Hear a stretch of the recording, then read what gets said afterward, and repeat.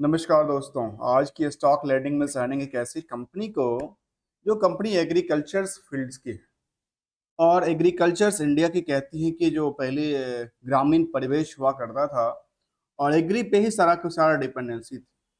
ऐसे ही कुछ कंपनी जो कंपनी सीड्स पे कामकाज करती है, एग्रीकल्चर जो सीड्स बनती है उस पे कंपनी कामकाज करती है। कंपनी के बारे में देखेंगे, हर एक स्टेप के बारे में देखेंगे और इस स्टॉक मार्केट में इस कंपनी लिस्टेड है और लिस्टेड के बाद क्या संकेत देता है मार्केट को लेकर के और क्या इसकी फंडामेंटल्स लेकर के टेक्निकल कुछ पॉइंट है, हम उसको क्या समझने का प्रयास में रहते रहते। चलिए आज के स्टॉक लर्निंग में जानेंगे कंपनी कावेरी सीड्स को लेकर। कावेरी सीड्स वो कंपनी जो कंपनी सीड्स पे कामकाज करती है, जिनकी प्रोडक्टिविटी के बारे में देखा जाए तो कहती है इनके पास प्रोडक्ट में फॉर्मर जो कि फील्ड्स क्रॉप की बात करें, वेजिटेबल्स की बात करती है, इनके सीड्स में आती है।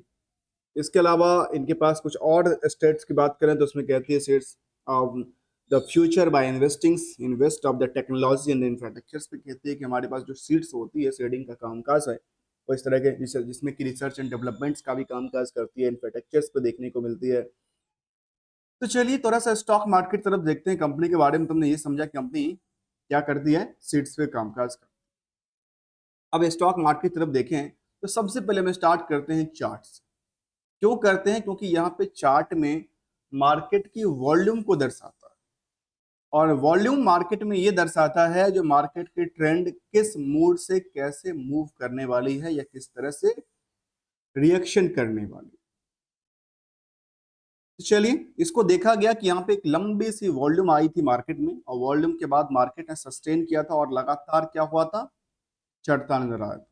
अब इसके पीछे क्या फंडामेंटल्स इसी लेवल पे स्ट्रांग है या नहीं है, तो उसको भी हम आकलन करते हैं, स्टार्ट करते हैं। जहां पे प्राइस टू बुक वैल्यू की बात पहले पहले कहते हैं तो वो कहते हैं करीब 4.5 गुने के आसपास नियर है। अब सवाल आता है कि यह जो प्राइस बुक वैल्यू क्या कहता है, बुक वैल्यू कहता है कि 24,240 के आसपास का है और इंटरेस्टिंग वैल्यू भी अच्छी तगड़ी है 480 के आसपास। अब पहला सवाल आता है जो है स्टॉक का पी क्या कहता है। स्टॉक का पी वो भीड़ को आकलन करता है, वो मेला को आकलन करता है जो एक स्टॉक में खरीदने और बेचने का सिलसिला में खास करके बायर साइड बुल होता है। तो यहाँ पे देखा गया कि स्टॉक की पी कहता है 17.10 का। किसके लेवल पे, किस पॉइंट्स को लेकर के, की क्वालिटी की बात करती है तो क्वालिटी कहती है कि ईपीएस अर्निंग पर शेयर 60 रुपए का है और 60 रुपए के पीछे 17 गुने की भीड़ खड़ी है इस स्टॉक को लेने के लिए, जिसकी वजह से करंट की प्राइस ये बनती है। अब आती है स्टॉक में फेस वैल्यू क्या कहता है, नॉमिनल वैल्यू जिसको कहते हैं, फेस वैल्यू वाला चीज को। तो ये मैं हमेशा पता है क्यों आकलन करता हूँ, क्योंकि कंपनी की यदि आपको डिविडेंड की पार्ट कभी देगी तो किस पे देने वाली है, इसी प्राइस पे देने वाली है, इसको मार्केट प्राइस से नहीं है। और कंपनी की कैपिटल कहाँ से इंक्लूड होती है, कैपिटल का पार्ट भी यहीं से है। ये तो उनकी बुक वैल्यू और उनकी गुडविल की बात कर रहा है और ये मार्केट प्राइस की बात कर रहा है जो कि प्रीमियम पे बनती है।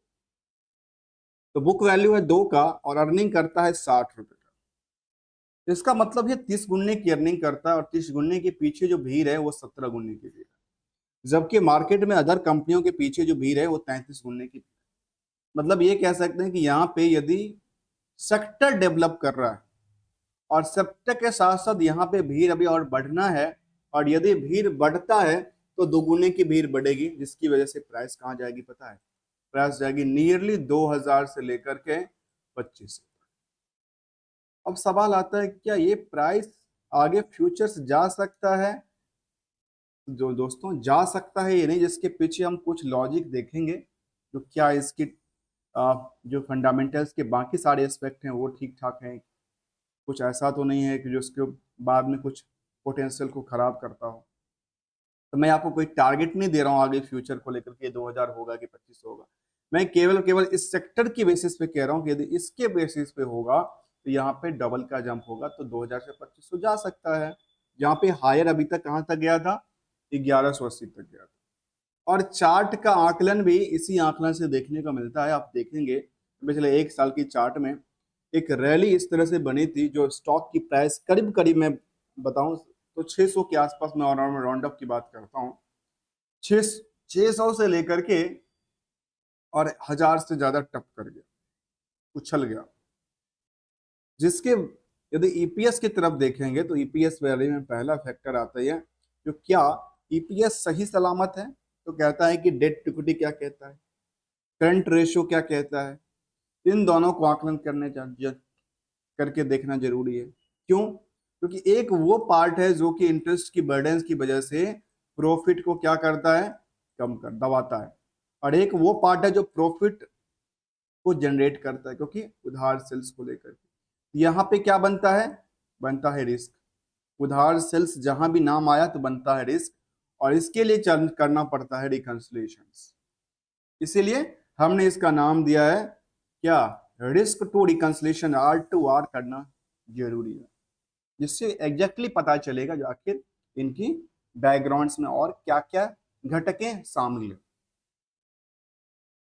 इसके बाद जो कुछ हिस्टोरिकल डेटा कहती है कि आरओसी 24% जंप कर चुकी है, आरओई करीब 23% जंप किया है, डिविडेंड का ट्रैक रिकॉर्ड भी ठीक ठाक देखने को मिलता है, और नंबर ऑफ शेयर करीब 5 करोड़ 14 लाख, जिसमें प्रमोटर्स होल्डिंग है 60% से ज्यादा की होल्डिंग है। तो चलिए आते हैं इस सिलसिले को आगे बढ़ाते हैं, जो कि एक समरी डेटा है। इस समरी डेटा के पीछे हम एक एक स्टेप को जानेंगे, रिकंसिलिएशंस करेंगे, जहां पे company engaging in the research and production, processing and the marketing of the various high quality hybrid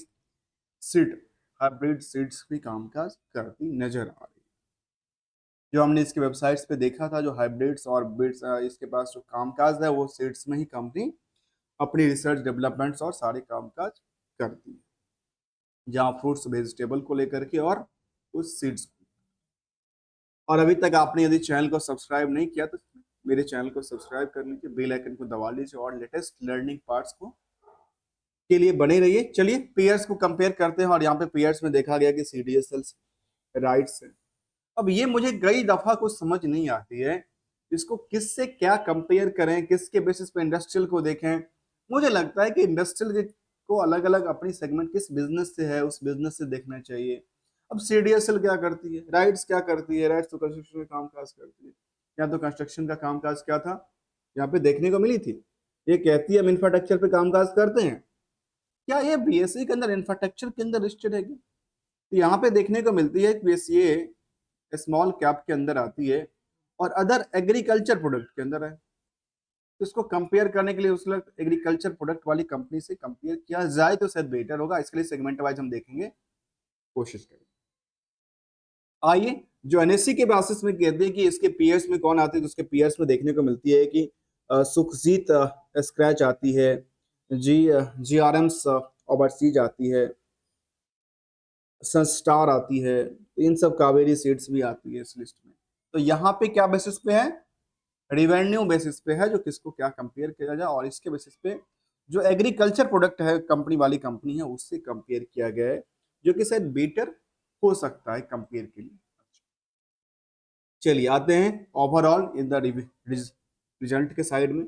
और रिजल्ट के साइड हमेशा मैनेजमेंट की वो बातें को प्रेजेंट करता है जो मैनेजमेंट दिखाना चाहती है, मैनेजमेंट कर रही है। तो वाई के बेसिस में देखा गया कि क्या कर रही है, इंक्रीज कर रही है। चाहे क्यू और क्यू को डेटा में देखा जाए तो कहाँ पे 98 करोड़ तक पहुंचा था, वो सीधे के सीधे क्या होती है, जंप कर। इसका परसेंटेज भी देखें तो मुझे लगता है, मैं कोई परसेंटेज कैलकुलेट नहीं कर रहा हूँ, परसेंटेज यहाँ पे है गूगल फाइनेंस के ऊपर, जो कि कोई भी जाकर के सर्च कर सकता है। अब यहाँ पे आती है कि जो अभी वाई में डेटा निकल के आई उसमें 9% की सेल्स इंक्रीज कर, जब 9% की सेल्स इंक्रीज करती हो किस बेसिस पे, इस बेसिस पे ऑपरेटिंग प्रॉफिट 38% से 37% पे लुढ़क जाती है।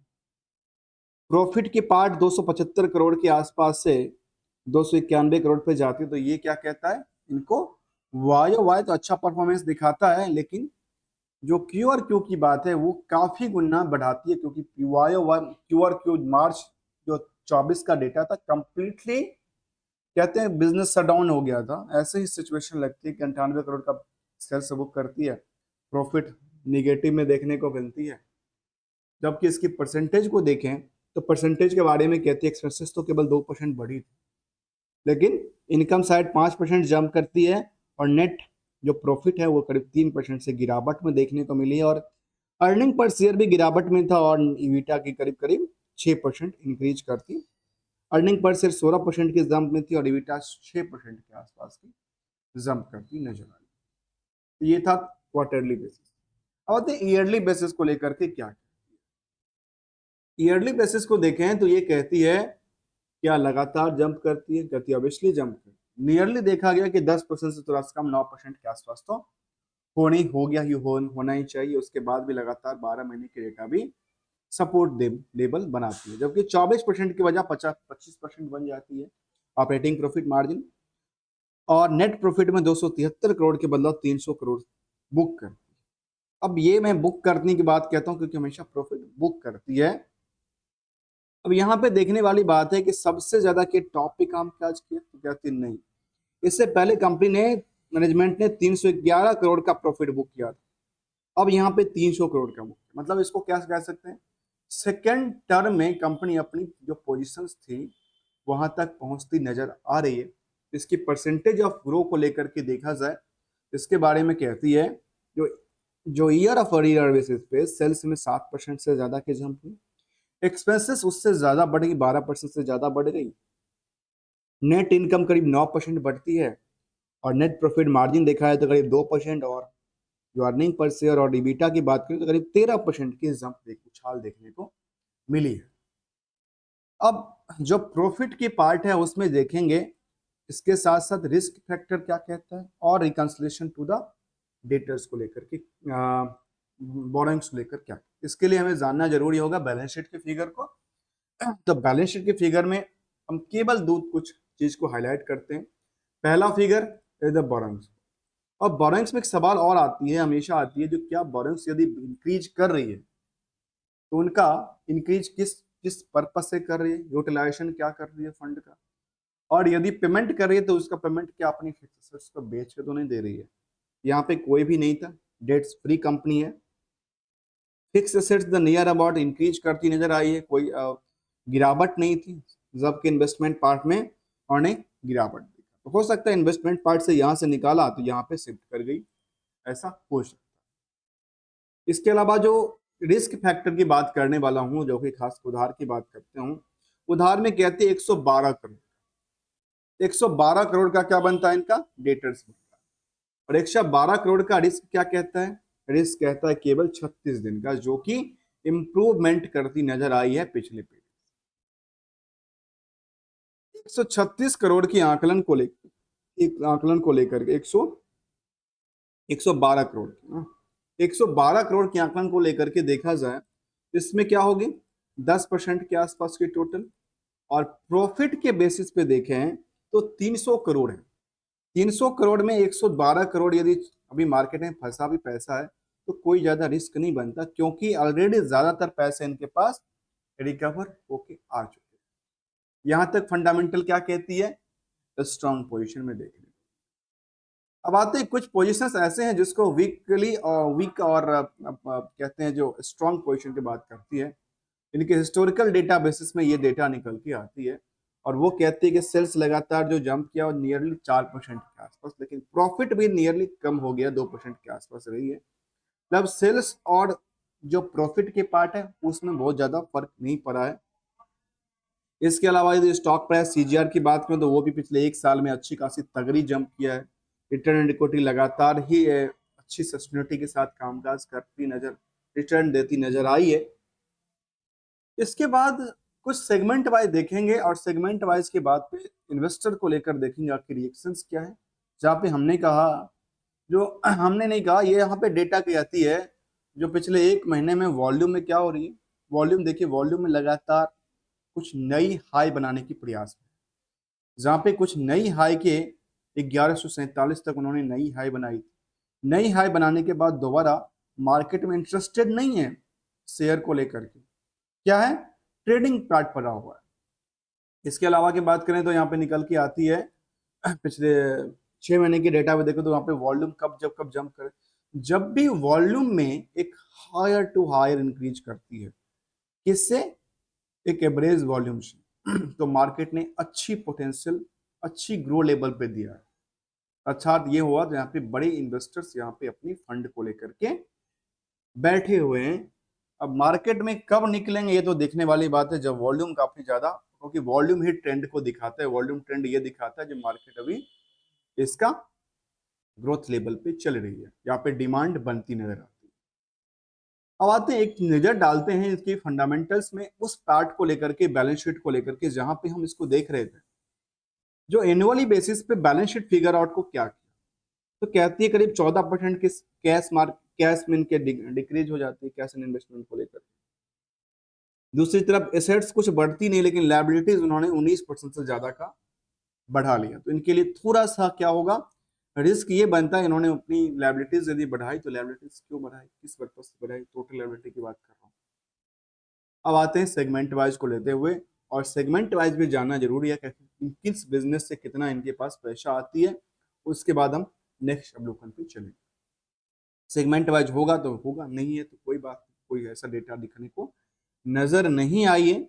जहां पे पिछले डेटा तक की बात करती है, ऑपरेटिंग प्रॉफिट और इन सब चीजों को यहाँ पे से किसके बेसिस पे, स्टैंडअलोन के हिसाब से, तो 36% के इंक्रीमेंट हुए थे, और जहां पे 3% के आसपास की नेट प्रॉफिट मार्जिन हुआ करता था, वहां 35% से ज्यादा की जंप देखने को मिली है।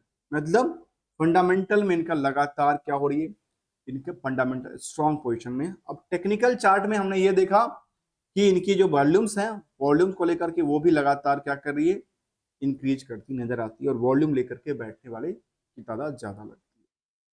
आइए शेयर होल्डिंग पैटर्न की तरफ चलते हैं। शेयर होल्डिंग पैटर्न इसके बारे में क्या, तो शेयर होल्डिंग पैटर्न इसके बारे में कहती है, जो करीब करीब 61% की होल्डिंग प्रमोटर के पास, और नेक्स्ट की बात करें तो करीब 38-39% के आसपास की होल्डिंग पब्लिक के पास। आपस में तालमेल क्या कहता है, और इन्वेस्टर्स की जो तादाद जिस तरह से बढ़ी है वो क्या है, यहाँ पे देखने को मिली। जो यहाँ पे एफआई, डीआई और पब्लिक तीनों की पोजीशन में देखा है तो सबसे ज्यादा यहाँ पे एफआई की पोजीशन है, जो कि 18% लगातार अपनी पोजीशन को इंक्रीज किए। मतलब देखने को मिला कि 16% से 17%, 17 से और उन्होंने इंक्लूड किया, और अभी आज करके ये लास्ट टाइम की डेटा होता है, आज की डेटा नहीं है। हाँ, ये हो सकता है जो अभी भी मार्केट इनकी लगातार बढ़ती है तो हो सकता है ये लोग बैठे हों। यहाँ पे क्या नजर आती है, 18% के आसपास पोजीशन इनके पास।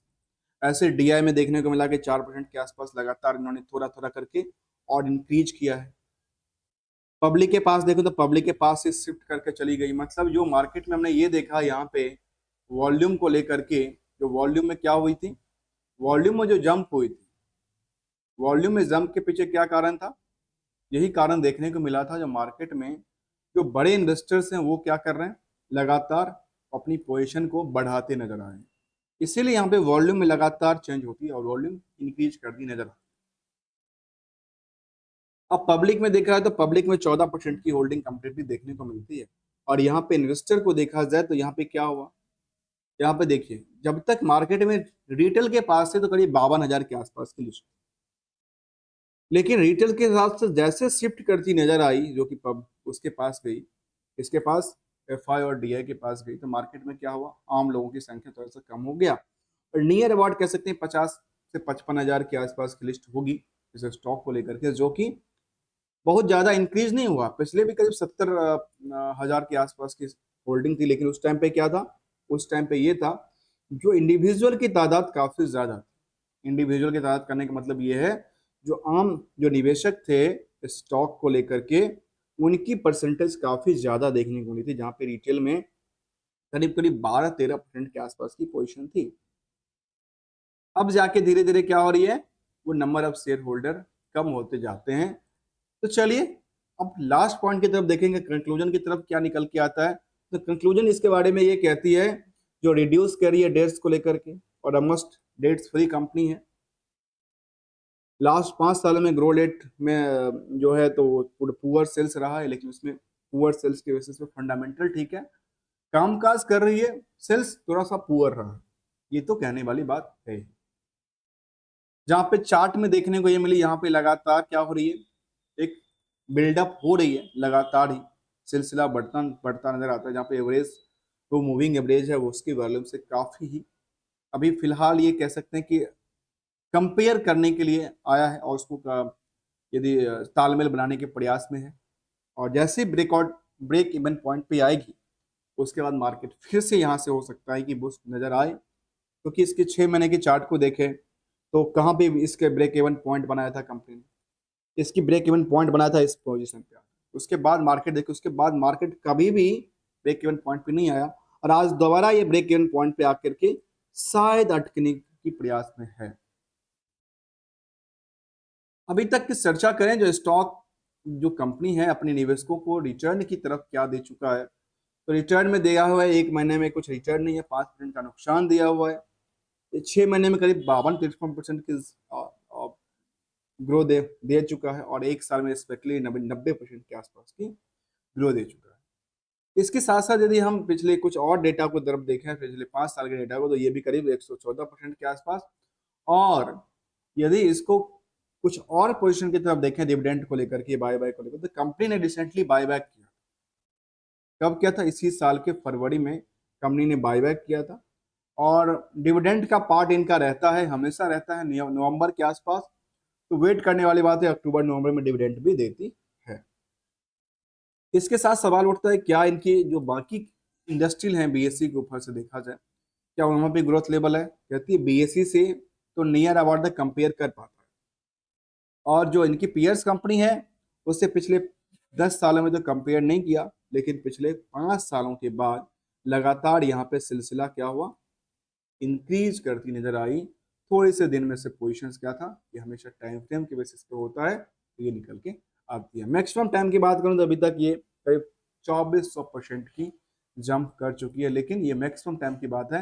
लेकिन इसमें टाइम कब की बात है, ये करीब करीब 2007 से डेटा ले रहा है, और यहाँ पे यदि 10 सालों का डेटा का आकलन करके देखें तो क्या निकल के आता है, उसी फिगर आउट में निकल के आती नजर आती है। तो हम बात कर रहे थे कावेरी सीड्स को लेकर के, जिसमें ग्रो लेवल पे अभी चार्ट है, यहाँ पे चार्ट में लगातार डेवलप हो रही है, और इनमें जो वॉल्यूम था वो भी लगातार यहाँ पे बढ़ती नजर आती है।